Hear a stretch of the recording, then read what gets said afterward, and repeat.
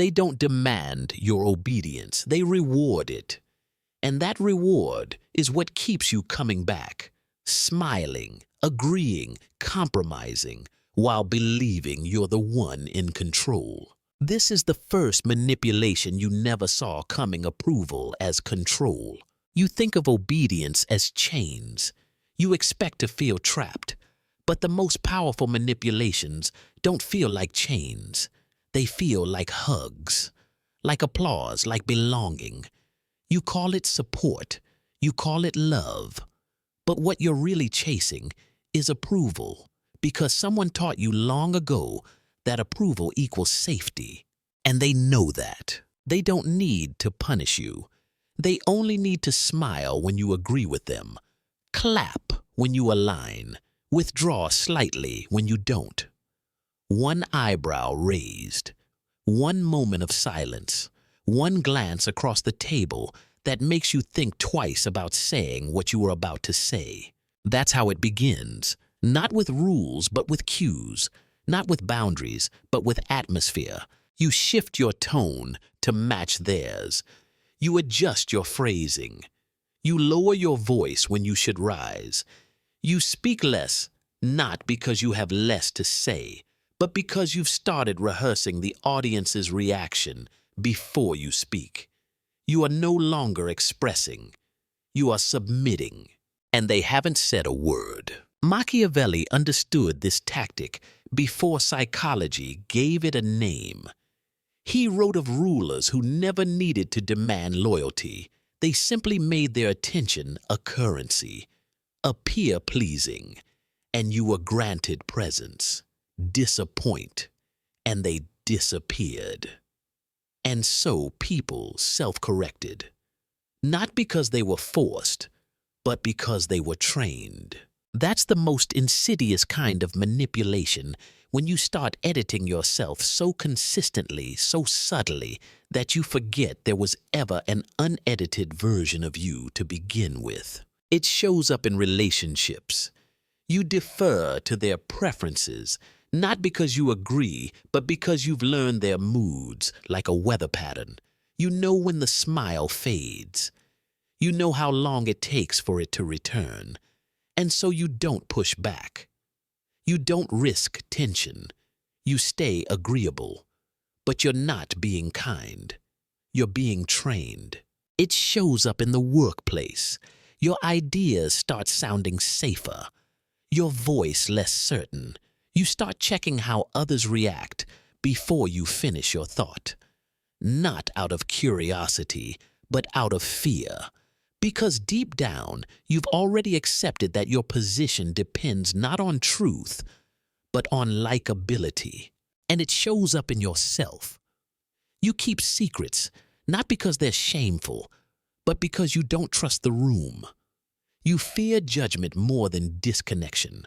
You stay polite when you should be loud. You say yes to stay included. You say no too slowly. But Machiavelli would tell you this: anyone who only values you when you're agreeable does not value you. They are managing you. Their approval is not affection. It's a leash you've mistaken for validation.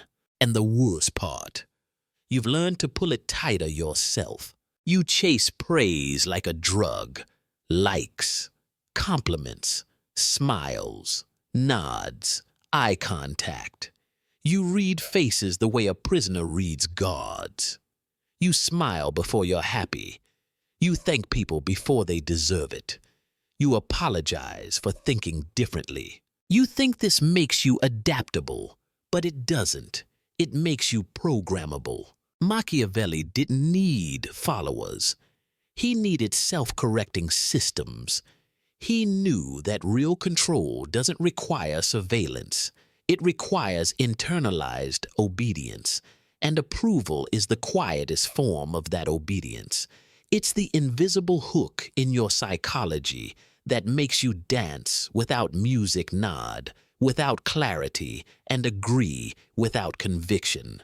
So what do? You stop being predictable. You stop seeking applause like oxygen. You speak without watching for smiles. You say no without softening it. You disagree without explaining your disagreement away. You create distance where there is dependence. You learn to feel the tension and sit inside it. You don't flinch when they're silent. You don't shrink when they disapprove. You replace your need to be liked with the resolve to be understood on your terms. Because if they only love you when you please them, then they do not love you. They use you.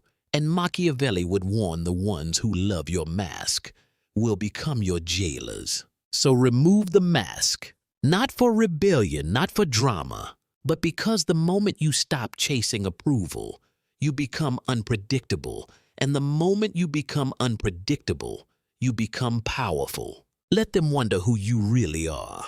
Let them adjust to you for once. Let them fear the silence when you don't react. That's when the leash snaps. And that's when you see the game clearly, not as someone who's been praised into submission, but as someone who finally realizes you never needed permission to be yourself. You just needed the strength to stop chasing it. They don't need to deceive you with lies. They just need to distract you with noise. Noise is everywhere. News posts, reels, debates, notifications, clickbait, commentary, hot takes, podcasts, panels, predictions. You scroll, you watch, you listen, and you think you're consuming information, but you're not. You're being overfed and undernourished. This is the second invisible manipulation noise, as distraction. Machiavelli would have smiled at the modern world, not because he admired it, but because it perfected what rulers of his time could only dream of: a system where people willingly drown themselves in so much stimulus they forget what silence feels like. And silence is where power hides. When your mind is constantly filled, there's no space left for observation, no pause long enough to question, no pattern slow enough to notice. You're reacting, not reading. You're consuming, not calculating. And the ones who benefit from your distraction, they don't need to control what you think. They only need to make sure you never have the time or clarity to think deeply at all. Noise is not a byproduct of modern life. It's a tool, a weapon, a fog machine. It doesn't need to tell you what to believe. It just needs to keep you from slowing down long enough to ask why you believe anything. That's how manipulation hides in plain sight. It doesn't feel like propaganda. It feels like entertainment. It feels like news. It feels like relevance. And every minute you spend in the stream, scrolling, reacting, scanning, switching, is another minute you're not strategizing, not building, not observing. You've become predictable, reactive, easy to track. Machiavelli believed that a man should never be so visible that his enemies can see him coming. But distraction makes you visible. It makes your habits public, your moods traceable, your triggers exposed. Algorithms know what you'll click before you do. That's not convenience. That's conditioning. The more content you consume without intention, the easier it is to predict what you'll care about next, what you'll defend, what you'll fear, what you'll buy. And if they can predict your behavior, they can guide it quietly, precisely, profitably. You don't need chains when you're already marching to a beat they composed. And worse, noise creates fatigue. Not just physical, but strategic fatigue. You hear so many opinions that you lose your own. You see so many conflicting takes that you trust nothing. You feel overwhelmed, so you settle for survival. You lower your standards. You scroll past discomfort. You mistake awareness for action. You know everything, yet do nothing. That is the goal of the noise, to keep you constantly reacting, so you never pause long enough to initiate. Because the moment you pause, the moment you go still, you begin to see. You begin to notice who's benefiting. You begin to question timing, patterns, repetitions. You begin to subtract the unnecessary, and suddenly the fog starts to thin. But that stillness is what the system fears most. So it trains you to flee from it. Silence becomes uncomfortable. Boredom becomes terrifying. You reach for your phone the second nothing happens. You fill the gap before your mind can wander. But Machiavelli would ask, where does your attention go when no one is guiding it? If you don't know, someone else already does. Because attention is currency. It's the most valuable thing you own. More than your money, more than your skills.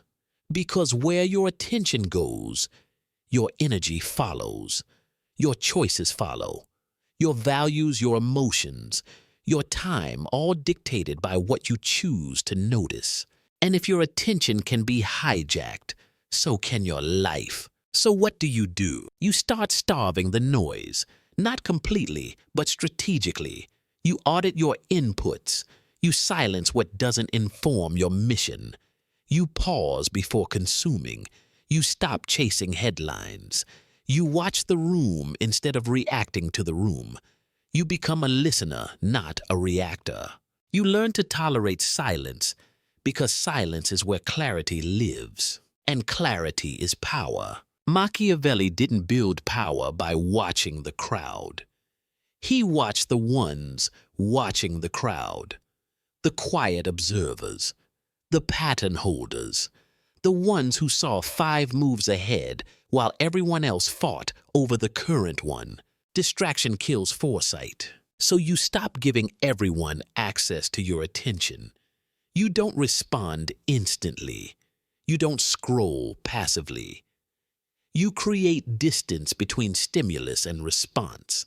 And in that space, you build discretion.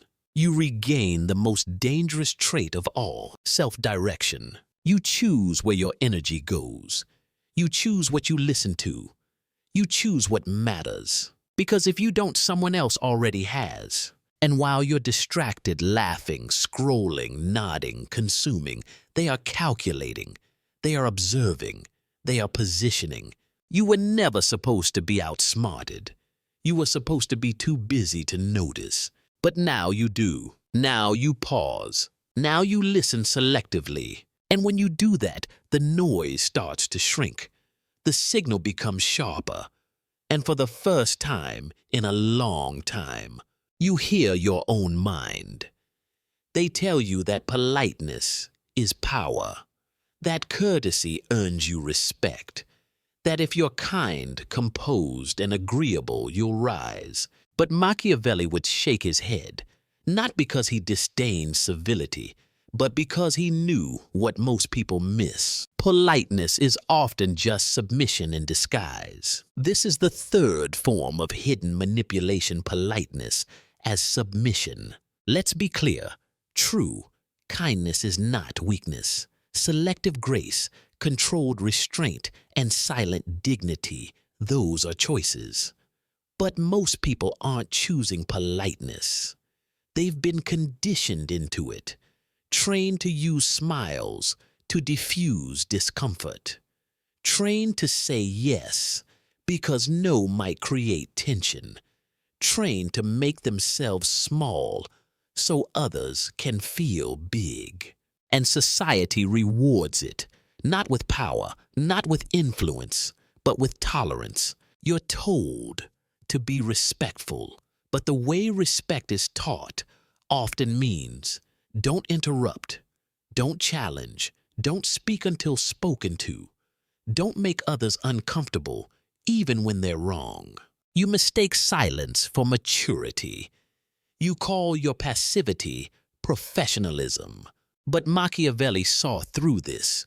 He knew that people often hide their obedience beneath good manners. They nod when they should object. They thank when they should resist. They smile when they should confront. And over time, they forget the difference. This isn't about rage. It's about posture. Imagine the scene. You're in a meeting. Someone speaks over you.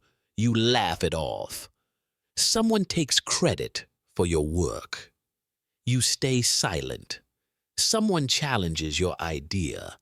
You explain gently, repeatedly, until the tension dissolves. From the outside, you look composed. From the inside, you've collapsed because you've accepted a false premise that making others comfortable is more important than being heard. That comfort matters more than clarity. But Machiavelli knew every time you place harmony above honesty, you train the room to ignore you. Not because you're wrong, but because you've become predictable, soft, bendable. You've taught them that you will always choose politeness over power. And the ones who seek control, they love polite people. Because polite people rarely resist. They compromise. They hesitate. They defer. They justify their silence with phrases like, "It wasn't the right time. I didn't want to escalate things. It's not worth the drama." But here's what Machiavelli would say: if you're always waiting for the perfect moment to act, someone else is already acting without you. Power rarely moves in a polite timeline, and manipulation thrives in polite rooms because no one wants to be the one who disturbs the atmosphere, so everyone tiptoes. And the one who doesn't, the one who walks in without bending, they dominate. Now look back at your own life. How many times have you stayed silent, not out of wisdom, but out of fear? How many times have you smiled when you should have stood up? How many times have you said no problem when the problem was clear? And more importantly, who trained you to do that? Was it a teacher who said, "Don't talk back"? A parent who punished defiance? A boss who smiled while ignoring your concerns? Who convinced you that respect means shrinking? Because Machiavelli would remind you respect and obedience are not the same. In fact, the most respected people in any room are rarely the most polite. They are the clearest, the most firm, the least apologetic. They don't raise their voice, but they don't lower their standards either. They don't rush to please, but they don't tolerate disrespect. They are not loud, but they are immovable. That's what real power looks like. Controlled presence, selective softness, boundaries without theatrics. So what do? You retrain your posture. You stop apologizing when you mean to object. You don't soften the truth just because the room prefers it wrapped in smiles. You recognize that sometimes the most respectful thing you can do is say what no one wants to hear. You speak not to be liked, but to be understood. And you reserve your politeness for those who've earned it, not as a blanket to cover discomfort, but as a gift extended from strength. You don't let courtesy become a muzzle. You don't let likability become a leash, because the longer you hide behind politeness, the more invisible you become. And Machiavelli would warn invisible people don't win. They get overlooked, overruled, overrun, until one day the smile doesn't save them, the patience doesn't pay off, the politeness doesn't protect. So the next time you feel the urge to nod, when you disagree to smile when you're uncomfortable, to agree for the sake of harmony, pause. Ask yourself, am I being kind or am I being controlled? Because the line between the two is razor thin, and only one of them leads to power. They say empathy is what makes us human. That compassion is strength. That putting yourself in someone else's shoes is noble. And it can be. But Machiavelli didn't view empathy as a virtue by default. He saw it as a lever, a tool, that if left unguarded became the easiest handle for manipulation. This is the fourth silent tactic: empathy as leverage. Empathy isn't weakness, but it becomes dangerous when it's automatic, when it's offered before it's earned, when it's extended to everyone without question, without boundary, without discretion. That's when your strength becomes a script. And manipulators learn to read it. They don't threaten you. They make you feel bad. They don't demand. They hint. They sigh. They bring up their struggles in passing. They share vulnerability with just enough volume to make sure you hear it. And you shift. You lean in. You offer reassurance. You say yes when you meant no, not because they asked, but because they felt hurt. Because now you'd feel guilty for denying them. You've been rewired, not by force, not by logic, but by emotional exposure. They show you a crack in their armor, and you forget they're still holding a knife. Machiavelli studied this in courts, in alliances, in betrayal. The moment someone appeared too vulnerable, too helpless, too sincere, he didn't lean closer. He leaned back. Because he understood this, the most dangerous people are not always the loudest. Sometimes they're the ones who cry on cue. Empathy bypasses reason. It doesn't ask for proof. It doesn't require facts. It simply says, "That must be hard. Let me help." And that's exactly why it's so easy to weaponize. Manipulators play the long game. They study your emotional triggers. They learn what stories melt you. They figure out which facial expressions slow your logic. They simulate remorse. They mimic pain. They manufacture regret. Not because it's real, but because it works. Because once they have your empathy, they have your decisions. You start bending rules, giving second chances, trusting too quickly, offering access they haven't earned. You feel noble doing it, but they feel nothing. Because for them, emotion is not a truth. It's a tactic, and they know something you don't. The person who feels first loses the frame. You let them lead because you want to help. But Machiavelli would warn you, not everyone wants to be helped. Some just want to be held above consequence. So how do you protect yourself? Not by cutting off empathy, but by applying filters. You don't stop caring. You start verifying. You ask yourself, is this emotion real or rehearsed? Is this vulnerability sincere or strategic? Is this confession meant to connect or to confuse? Because real pain doesn't need to be performed. It doesn't need an audience. It doesn't repeat itself with perfect timing. And it doesn't turn against you the moment it's denied attention. The ones who weaponize empathy, they always break script when it stops working. When their sadness no longer softens you, they turn cold. When your kindness stops paying, they get cruel. When your guilt fades, they get angry. And that's when you realize it was never about healing. It was about holding you hostage to their narrative. Machiavelli didn't argue with these people. He didn't expose them. He simply created emotional distance, not ice, not cruelty, just enough space for truth to reveal itself. Because time is the enemy of manipulation. The longer you observe, the more the mask slips. The more they speak, the more you notice the inconsistencies.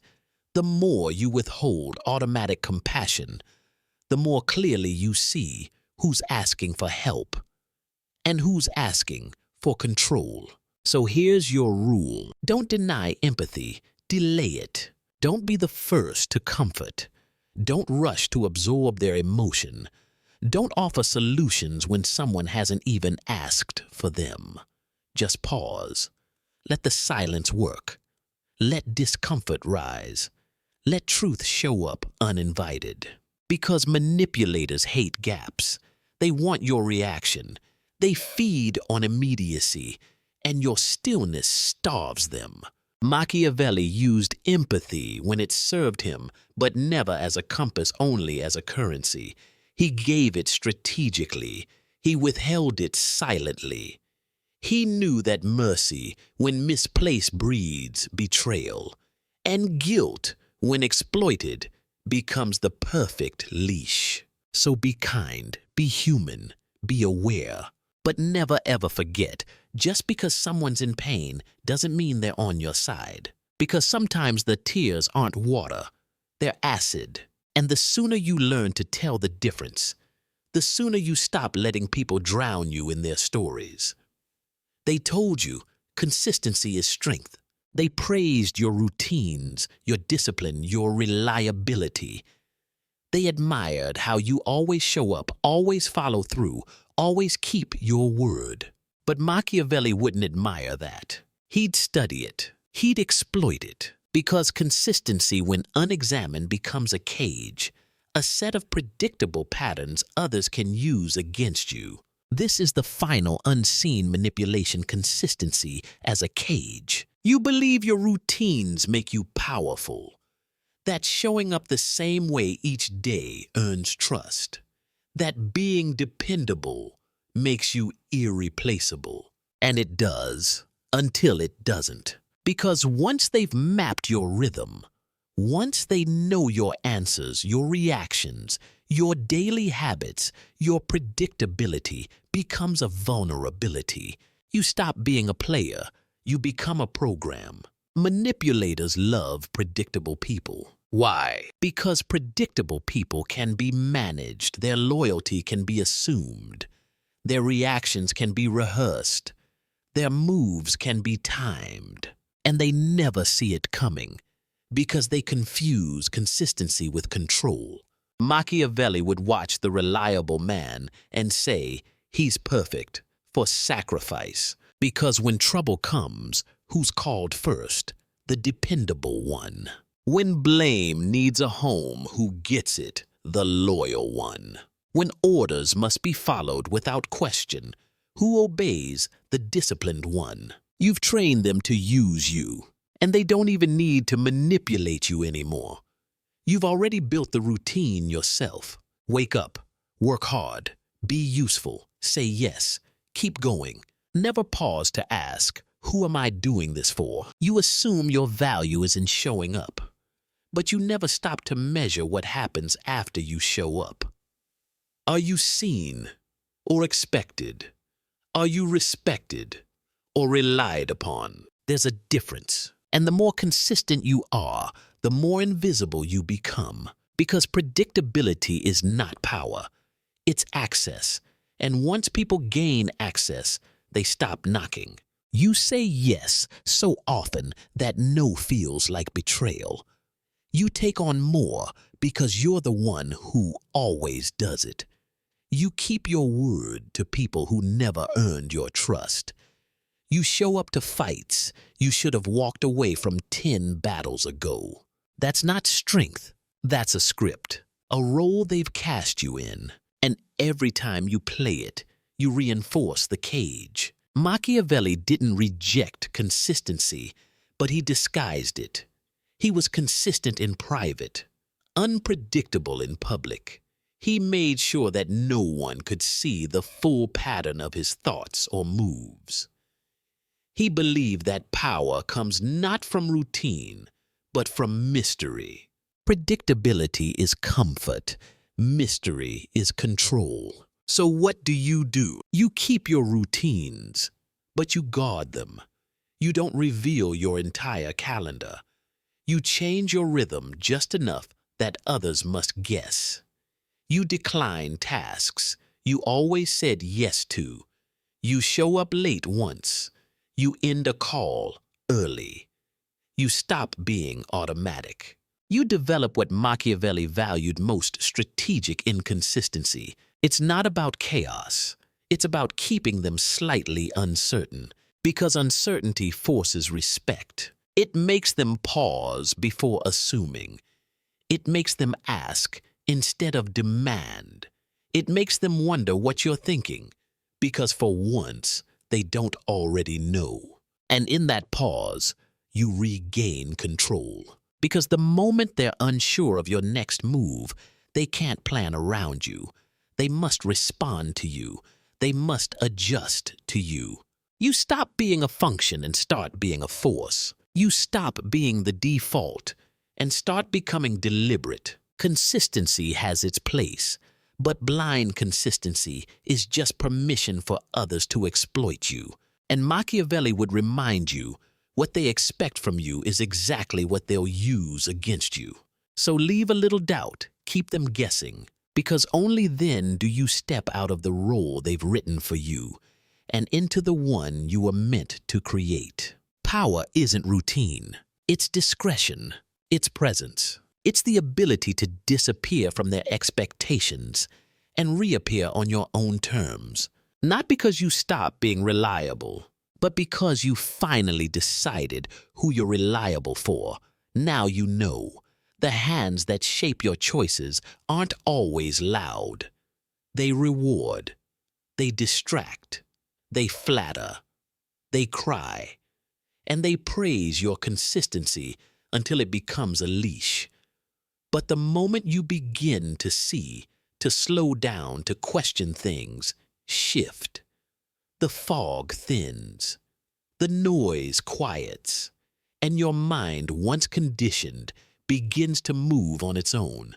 That's when control returns, slowly, sharply, without announcement. If you found this story meaningful, please share it with a friend. Comment below what part hit the hardest and subscribe to this channel to stay one step ahead.